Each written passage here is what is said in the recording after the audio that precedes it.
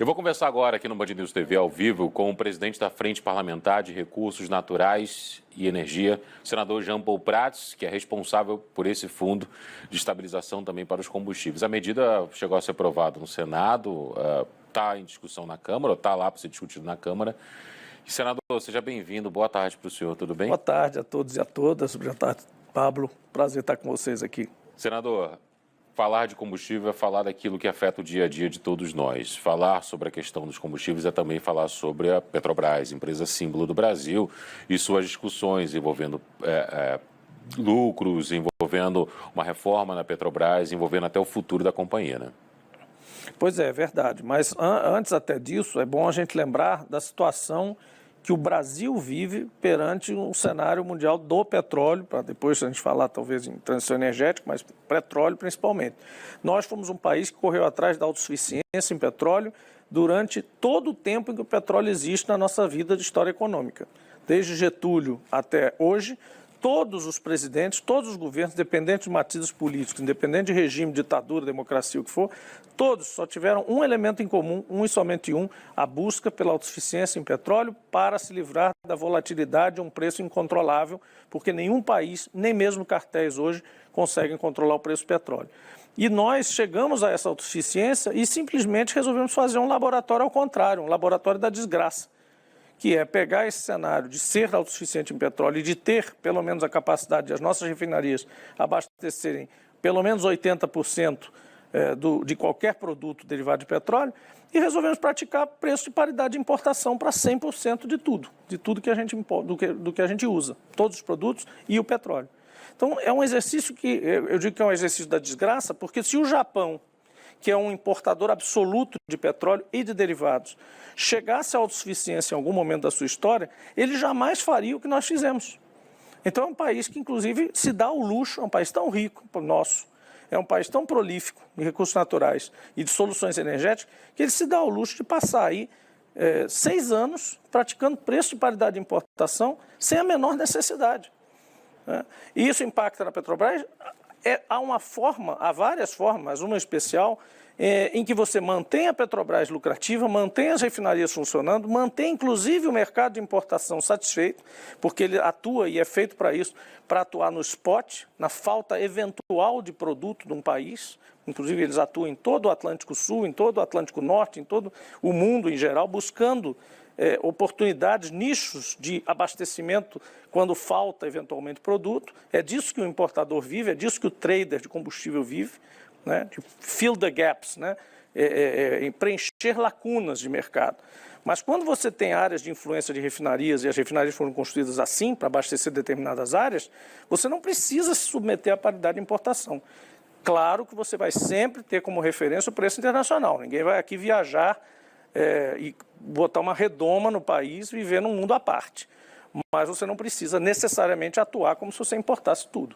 E quando a gente fala em fundo de estabilização, até para explicar para as pessoas no dia a dia, a gente está falando da composição dos preços da Petrobras, que tem a paridade, como o senador falou, tem os derivados, tem a questão do barril do petróleo, e esse fundo de estabilização prevê a utilização de algum dinheiro da União para custear também essa questão dos combustíveis. Se eu não me engano, a Alemanha chegou a fazer isso. Isso, não, mas isso é bom que se diga, não é no período normal de funcionamento do mercado. Isso nós estávamos falando vamos chegar a uma forma de funcionamento do mercado doméstico sem grandes traumas, sem grandes diferenças no mercado internacional, mas que não seja necessariamente paridade de importação. Isso em tempos normais quaisquer. O problema aqui do fundo de estabilização, ou conta de estabilização, quando ocorre um evento fora da curva, fora das bandas normais de funcionamento de um preço aceitável do petróleo internacional, aí ela entra, é uma outra coisa, uma outra dimensão, uma dimensão excepcional, que é essa conta. O que é essa conta? Qual é o racional dessa conta? Ora, se você, Petrobras ou qualquer outro, lucrou excepcionalmente, sem fazer esforço nenhum, sem sair da sua cadeira, lucrou porque a commodity disparou lá fora, você não fez esforço nenhum, o cidadão do país, a economia, o Estado Nacional, qualquer que seja, brasileiro, inglês, alemão, etc., tem o direito de dizer, opa, peraí, devolve uma parte desse lucro extraordinário, que não dependeu de você, da sua competência, da sua gestão, para o consumidor final, porque ele está sofrendo. Então, a conta de estabilização que nós relatamos e levamos para a Câmara, e a Câmara enterrou lá debaixo da cadeira do presidente Arthur Lira, não é um programa perene, uma política de preço artificial, distante do mercado. É um mecanismo excepcional quando acontecem crises como aconteceu, para entrar e estabilizar, por isso conta de estabilização ou fundo de estabilização e não preço fixo, tabelamento, nada disso. É simplesmente devolver dividendos, devolver royalties de lucro extraordinário do Estado brasileiro e de alguns ou outros produtores e participantes da cadeia produtiva, pelo esforço que eles não fizeram para ter aquele lucro. E pelo fato daquele lucro ser em cima também do consumidor brasileiro. Portanto, é uma coisa justa, é uma troca justa, porém excepcional. Enquanto isso, a Comissão Especial da Câmara aprovou agora há pouco o texto base da PEC das bondades, enfim, tem vários nomes essa proposta que visa justamente, entre outros pontos, o auxílio gasolina a taxistas e a discussão pode incluir no plenário os motoristas de aplicativo. Como fazer essa conta de quem pode ter acesso a esse auxílio e quem não pode ter acesso a esse auxílio? Não tem conta, Pablo. Na verdade, o apelido que o governo federal deu a essa PEC foi PEC kamikaze. Por que PEC kamikaze? Porque ele era contra essa PEC. Desde o início foi contra. O governo só está a favor agora porque bateu o desespero eleitoral. Bateu a pesquisa e tem que fazer alguma coisa. Mas antes disso ele culpou o ICMS, culpou os governadores, culpou a Petrobras, trocou de presidente, de ministro, o diabo para não fazer a tal bondade. E quando escolheu as bondades, escolheu a dedo nichos de mercado ou nichos de beneficiados que teriam um resultado eleitoral mais rápido, né? Ou coisas que já estavam em andamento, como é o caso do Vale Gás. Mas todas as propostas da tal PEC kamikaze ou PEC de bondades são propostas da oposição, são propostas que vieram historicamente tentando curar determinados problemas agudos, como do gás de cozinha, por exemplo, o gás de botijão, que essa proposta vem de 2021, final de 2021, do deputado Carlos Zaratini, do PT de São Paulo.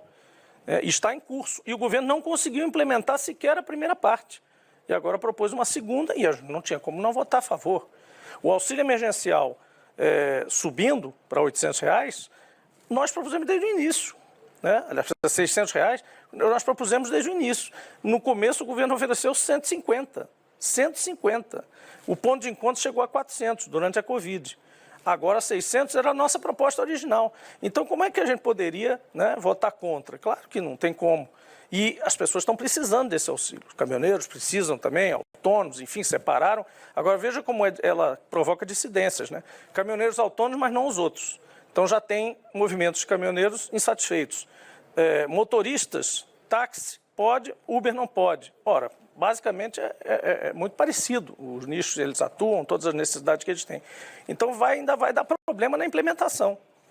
Então, assim, tudo que se faz de emergência, de improviso, que não é natural da gente, esse governo não gosta de ajudar pessoas que precisam, ele não gosta, ele é um governo de Estado mínimo. É um governo, lembrem-se, que preconiza o Estado mínimo, ou seja, o Estado ter o mínimo de dinheiro possível para não fazer as coisas porque o setor privado e o mercado resolvem tudo, o que é absolutamente inconsistente com a realidade brasileira. Senador, saindo dos combustíveis fósseis e indo para um outro tema que o senhor entende muito bem, que é a energia renovável, uma transição energética, é um caminho sem volta que o Brasil tem que, em algum momento, seguir com mais seriedade. O senhor trabalha em uma proposta justamente para valorizar a criação de parques eólicos por aqui.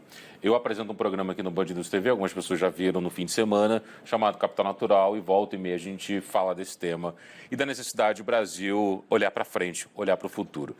Como é que estão essas discussões, onde o senhor trabalha, no caso, no Senado, e como é que o senhor observa o Brasil nessa discussão hoje em dia? Olha, Pablo, no Senado, muito bem. No governo, muito mal. E não está falando aqui apenas pelo exercício da crítica, é real isso. Se você pegar o plano estratégico hoje da Petrobras, esse tal plano que diz vamos focar no que nós sabemos fazer, vamos sair da Amazônia, do Nordeste e do Sul e focar no pré-sal. Quanto tempo de vida tem o pré-sal? O que vai ser a Petrobras, a grande Petrobras, empresa nacional de petróleo estatal com capitalização no mercado privado? Você que investe na Petrobras no longo prazo, O que você acha que é o futuro da Petrobras com esse plano que está hoje, de investir só no pré-sal? Para onde que ela vai? Ela vai para o cadafalso. Ela vai para caminhar para o lado da extinção. Porque todas as empresas de tamanho, importância e flexibilidade, né, equivalentes à Petrobras, estão jogando pelo menos um anzolzinho para o futuro, para a transição energética. E a Petrobras interrompeu todos esses processos. Então, em relação à Petrobras, muito ruim. Em relação ao governo, ele só fala nisso quando é pressionado. Ele não fala de transição energética praticamente. Em relação ao Senado, nós tentamos compensar isso. Eu, particularmente, no nosso mandato, fiz ali 4 leis importantes. A lei do offshore energético, ou seja, de geração de energia no mar, seja eólica, seja de qualquer tipo, que envolve também águas interiores, espelhos d'água de barragens, lagos, lagoas, etc., que são bens públicos, portanto, precisam de uma lei para regular a utilização privada, mesmo para geração de energia. Pode ser energia de onda, pode ser energia de maré e, principalmente, a que já é mais viável, energia eólica marítima. Fizemos a lei do hidrogênio, é uma lei que vai introduzir o hidrogênio como realidade de fonte energética e produto, inclusive, exportável para o Brasil. Não é coisa para 1 ano ou 2 anos, é coisa para 10 anos, mas precisa estar regulado para que os investidores comecem a olhar para isso seriamente no Brasil. Fizemos também a lei de captura de carbono, captura e armazenamento de carbono, que você sabe tem dinheiro disponível de entidades multilaterais do mundo todo e mesmo de empresas privadas que precisam fazer captura de carbono, estocar esse carbono em algum lugar para poder emitir continuar suas atividades, basicamente de emissão, né? E, por fim, fizemos, e estamos relatando, não fizemos, nesse caso somos só relator, uma lei que diz respeito ao biogás, ao biometano, a partir de aterros sanitários e depósitos em geral de resíduos sólidos. Então, eu chamo isso, só aí são 4 leis que têm a ver com economia de baixo carbono, fora outros projetos que existem também no Senado tramitando. Isso tudo, num futuro governo, seja quem for, terá que ser parte da política setorial energética e ambiental coligada. E outra coisa muito importante que nós vamos ter que pensar no curto prazo é como regular esses setores de forma unificada. Então, o que eu estou projetando claramente é que em 4, 5, 6 anos, não tem necessariamente a ver com o mandato de ninguém, você vai ter que ter uma agência reguladora só para os 2 setores. Uma agência nacional de energia, ao invés de uma ANEEL com a ANP, meio que competindo por operações semelhantes. Por exemplo, você vai licitar blocos offshore para fazer parque eólico, é a mesma coisa que fazer licitação de blocos offshore para petróleo. No entanto, são agências diferentes. Então, juntar faz sentido. Da mesma forma que as estatais também, agora com a privatização, o venda do controle da Eletrobras, isso tem que ser repensado, mas eu já tinha falado na ideia de juntar as 2 holdings de energia e de petróleo numa empresa só, como a Noruega fez e transformou numa grande empresa de transição energética, para ajudar a conduzir essa transição energética que o Brasil tem o dever de liderar, porque ele já é a matriz mais limpa das economias maiores do mundo. Pois é, senador, o partido do senhor, o senador Jean Paul Prats, é do Partido dos Trabalhadores, o PT está concorrendo à presidência da República, todo mundo sabe que com o Lula, mas dentro do programa de governo, qual o caminho que se tem lá dentro para esse tipo de discussão? Porque hoje, volta a esse programa que faço, Capital Natural, hoje novamente nós entrevistamos alguns especialistas e disseram, ó, temas como transição energética precisam estar no programa de governo desses candidatos. E estarão. Seja Lula, Bolsonaro, Ciro, enfim, Simone Tebet. Isso. Mas como é que isso vai aparecer no programa? Dessa forma que eu estou falando. Primeiro deixando claros os objetivos. Quais são as fontes, quais são as logísticas, quais são as formas de financiamento, quais são os atributos ou elementos regulatórios e quais são as participações governamentais, porque explorar recursos naturais tem que corresponder a pagamentos ao Estado brasileiro, goste-se ou não disso, porque alguns recursos, inclusive, não são renováveis, outros são, mas são de domínio público. Então, primeiro, esse espectro, né, o mapeamento geral do que se tem à disposição. Segundo, esse conceito de integração, de não competição direta. Eu não quero, por exemplo, o gás natural achando o biogás ruim. Porque eu quero complementar esse processo, porque é melhor para nós ter, por exemplo, caminhões movidos a gás natural do que a diesel, concorda? Já é mas ainda é fóssil. Ok, próximo estágio, você começa a colocar biogás, gás metano de aterro, né, misturado com gás natural. Opa, já melhorou mais ainda, já estou me aproximando. Então você não precisa dar o salto, e nem é possível fazer isso num país como o Brasil, pular direto do carro a diesel, do caminhão a diesel ou do carro a gasolina para o carro 100% elétrico. Você vai ter o etanol no meio, você vai ter hibridização, da mesma forma na geração.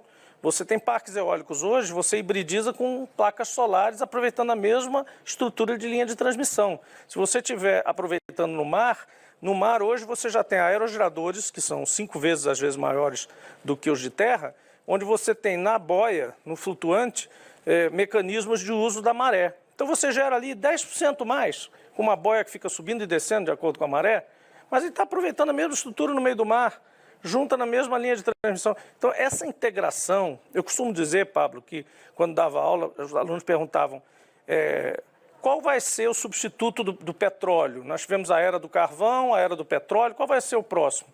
E eu dizia, nenhum e todos. Nós vamos para a era da energia local, ou seja, tudo que se mexer, tudo que puder produzir energia, que estiver mais perto de você, vai ser utilizado, porque vai ser o mais barato e o mais econômico. Por outro lado, o mundo está passando por uma corrida do ouro, que na verdade é o petróleo. O barril lá em cima, enquanto a guerra estiver rolando e sem previsão para que a guerra acabe. O Brasil precisa observar esse cenário à distância ou o Brasil precisa investir mais no pré-sal, por exemplo, na extração? Eu diria que o Brasil precisa esgotar o seu aproveitamento máximo do petróleo, que nós chegamos relativamente tarde, porém ainda há tempo. Então nós chegamos, com certeza nós chegamos aí na última fase do reino do petróleo. Porém, ainda existe mais uma subfase, que é a questão da petroquímica, que é o plástico, que é uma série de utilizações nobres, nobilíssimas, muito mais do que queimar petróleo para andar dali para aqui, e onde ele também será importante para alavancar a própria transição energética, porque são os grandes recursos, tanto de royalties quanto lucros, etc., do pré-sal de hoje, com os preços que eventualmente chegam a esses píncaros que nós tivemos agora, nem sempre, mas eventualmente vão chegar, vai haver essas fases, é com esses lucros extraordinários e com essa parte que cabe a essas petroleiras e ao próprio Estado brasileiro que se financia a transição energética. E se nós não fizermos isso, e fizermos como fizemos agora, que distribuímos 100% do lucro da Petrobras, sem absolutamente nenhuma reserva para mais nada, quando se dizia que estava se vendendo refinaria para tapar buraco, de que o PT tinha deixado buraco, que não sei o quê, que endividamento, que ia para forçar no pré-sal, balela, não aconteceu nada disso. Quando teve lucro, 100 bilhões, 107 bilhões, distribuíram 100%, e 44 bilhões que foram agora do primeiro trimestre desse ano, distribuíram 100% também. Então, qual o sentido de você ter uma vaca leiteira agora, a Petrobras, então não vai alavancar mais nada? Então, é importante virar um pouco essa chave. Não é decepcionar investidor absolutamente, porque a regra era 1/3, 25% a 1/3 da distribuição de dividendos. Mas também não é queimar refinarias, vender as refinarias e entregar o dinheiro todo a acionistas preferenciais. Senador, muito obrigado pelo tempo do senhor. Uma boa tarde, viu? Obrigado, gente.